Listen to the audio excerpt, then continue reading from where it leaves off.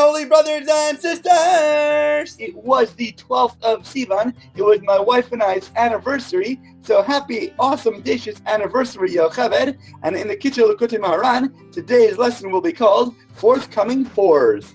Teaching number 163, Arba'a tzrichem lehodos. 4 are obligated to give thanks. Brachos 54b.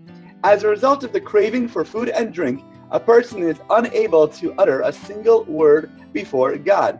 When people are too distracted and focused on physicality, they are unable to properly give attention to and pray to Hashem. 4 are obligated to give thanks. From Brachos 54b, this alludes to various misfortunes that the soul experiences in the service of God. These 4 types correspond to: they wandered in the wilderness from Psalms 107:4, a sick person, a prisoner, and they ascended heavenward and descended to the depths. That's from 107:26, which corresponds to those who were at sea. The soul experiences pain, afflictions, great wanderings, and unnatural misfortunes, but God rescues it every time from all its troubles, and for this we are obliged to give thanks always. We literally just made a whole lesson on these 4 people who have to give thanks in the Daily Dose of Daf videos, that we concluded that one must recognize and give thanks not only when people are saved from things, but even every single day, as the Ramban talks about, is miraculous unto itself. All of nature is miraculous, and we have to see within the nature God as well.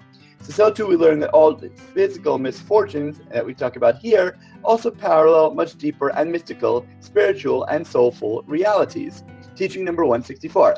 Some people come to the tzaddik, who is the doctor of sick souls, and they want the tzaddik to give them cures, that is, spiritual practices and pathways in accordance with what they know. But in reality, the tzaddik, the righteous one, has other precious and potent cures and correct pathways of a different sort, by which he needs to guide these people as to effect their cure. Furthermore, sometimes it is not possible for the tzaddik to reveal to his patient the inner essence of the Torah teaching that is necessary for his cure, lest the Torah teaching turn into a deadly poison for the person, God forbid.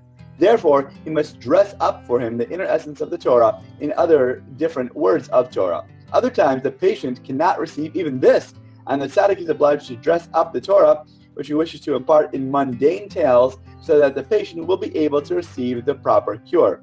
We must know what people need in order to get healed, but also to know how the medication should best be given. Just like children might need to be swallowing liquids rather than having pills and having something that's flavored versus not, so too teachers must know what people need to get better, but also how to deliver these things. And sometimes they have to make it more desirable with a sweeter taste to it. Teaching number 165.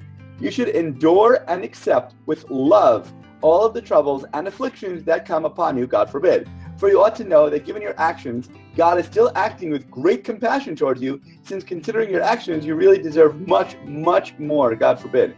Even though instinctually we might feel that it is not good in the heat of the moment, we have to catch ourselves and remember that this pain too is for our best. And we should even be thankful that we received it, because there are much harsher things that we may have deserved, and this is what we're getting instead. Teaching number 166. When people are in the presence of the tzaddik, he then has sovereignty. We are not meant to live our lives in isolation on mountaintops. Just as a king needs his people to rule over for his position to have real meaning, so too tzaddikim should be able to give over teachings and rulings that he may help others as well. A teacher learns most from his students. Teaching number 167. Know and believe that the Shabbases that a person spends in the presence of a true Torah scholar are equivalent to fasts. The levels and the connectedness that fasts have upon a person may also be experienced through bonding with higher, holier beings at specifically auspiciously elevated opportunities.